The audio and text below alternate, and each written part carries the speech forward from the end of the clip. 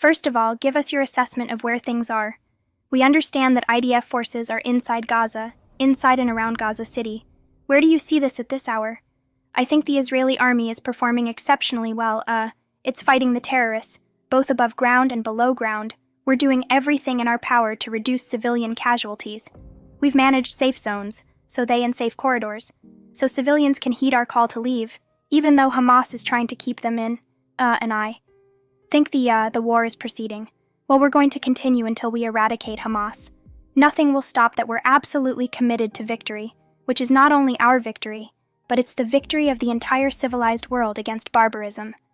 Do you still believe that the Hamas leadership, including Yahya Sr., is still in or underneath Gaza City?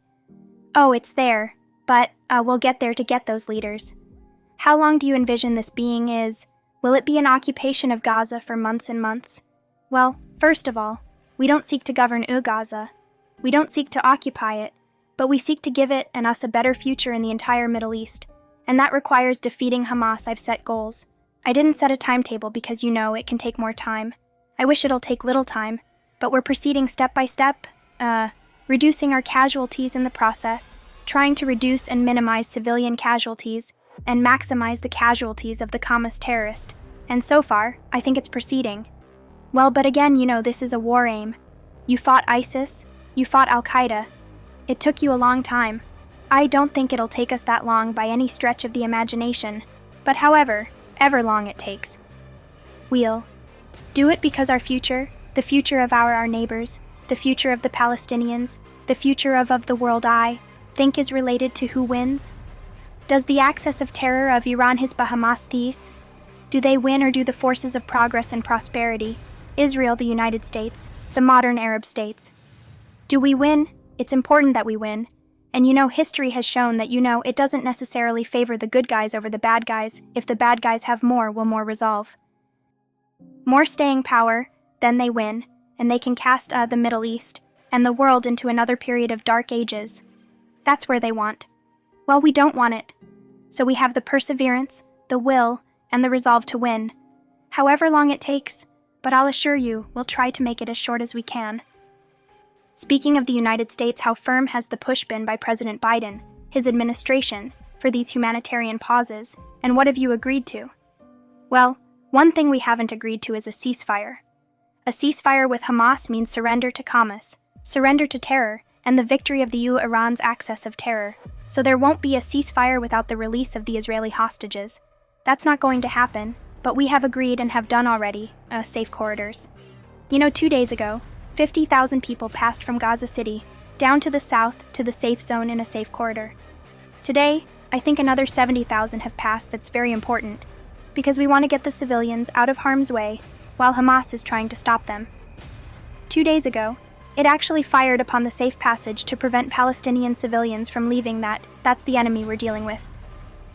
Not only do they murder, mutilate, rape, and murder, women burn children alive, take hostages of toddlers, babies, elderly Holocaust survivors, the worst savagery perpetrated on the Jewish people since the Holocaust. Not only do they do that, but they actually target their own civilians. That is, they want to keep their civilians as a human shield, so obviously it's a tough enemy, but I think we can overcome them. Specifically, the administration talked about some kind of 4-hour pause. Numerous times is that true that there's going to be some stoppage? No, that the fighting continues against the Hamas enemy, the Hamas terrorist, but in specific locations for a given period of a few hours here. A few hours there, we want to facilitate a safe passage of civilians, away from the zone of fighting, and we're doing that, in fact, we did one today, we did one yesterday, and I assume we'll do one tomorrow, because our goal isn't to fight the Palestinian civilians. It's to fight the Hamas terrorist, and we make a distinction between the two. They don't. What about what the president has been saying publicly and saying privately to you? Here's what he said today, Mr. President. Are you frustrated with Prime Minister Netanyahu that he has not listened more to some of the things you have asked him to do? It's taking a little longer than I hope. What about that? Well, it's taking a little longer than I had hoped. I hope we could do it very fast. But we have battle conditions on the ground. The safety of our own forces, the hostages we want to get out, and the humanitarian quarters we want to effect. which, as I said, Hamas is preventing by using its own fire at gunpoint, preventing Palestinian civilians from leaving. So it's taken a little while, but I think we share a common goal, and I very much appreciate the support that President Biden has shown, the administration has shown, and frankly the American people have shown, and the Congress has shown on both sides of the aisle. That's very, very important. That's support, the American support, and President Biden's support is deeply, deeply appreciated. Speaking of Congress, we just had a congresswoman from Michigan censured by the House of Representatives, Congresswoman Rashida Tlaib, for using and posting from the river to the sea. This was her explanation of that. Many people in this movement for human rights for Palestinians have always centered around coexistence. You hear them calling for that, and saying that, no matter your faith, your ethnicity, your background, you should be able to live without fear, without discrimination, without this kind of inequality that, Netanyahu's extremist party and his leadership has been pushing. And so for many of my colleagues, they know and deep in their hearts. Where my heart is so, when you hear from the river to the sea, what do you think? 1 and 2, are you surprised by all the pushback? Not just in the United States with these protests, but around the world from the river to the sea means there's no Israel from the Jordan River to the Mediterranean, which is a tiny area, by the way. That encompasses Israel. There is no Israel. And so what this congresswoman is calling for is POD and genocide. The elimination of the Jewish state, the one and only Jewish state of the Jewish people. So that's absurd, and I salute the Congress for censoring her, but it's beyond that.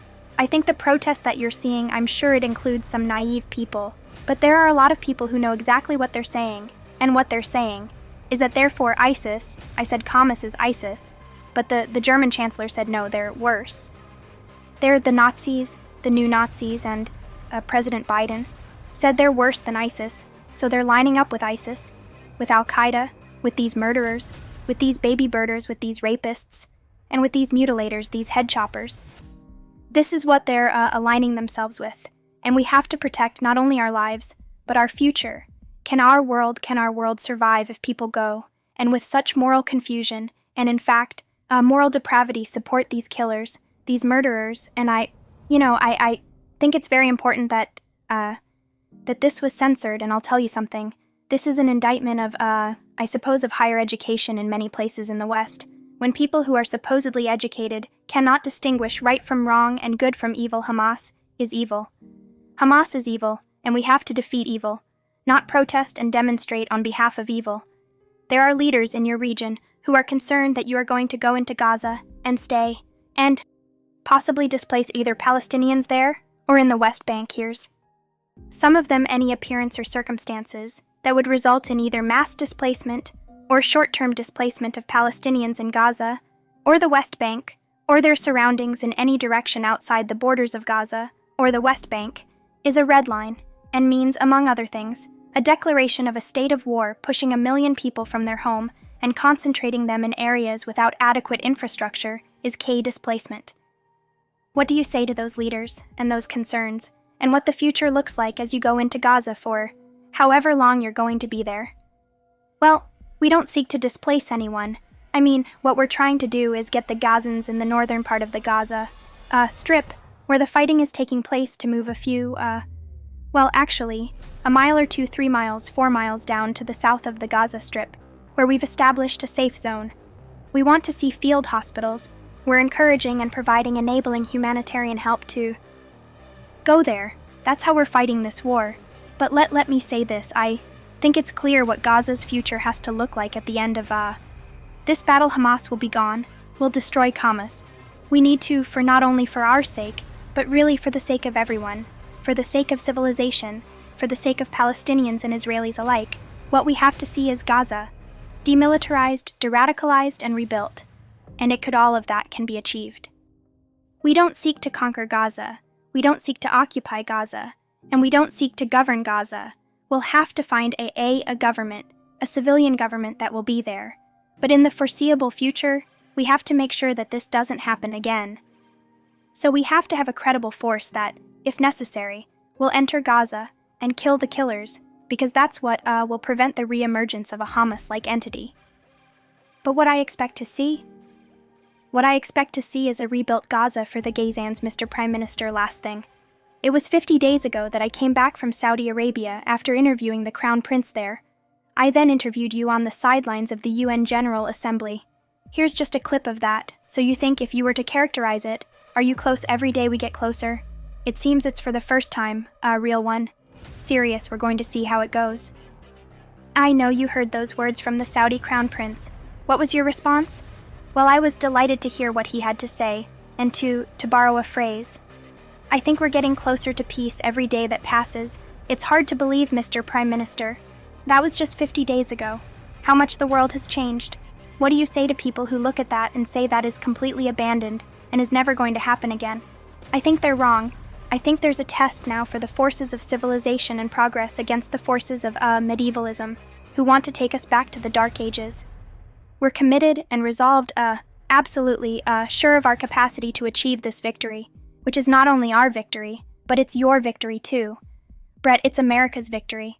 It's the moderate Arab states' victory. It's the victory of humanity.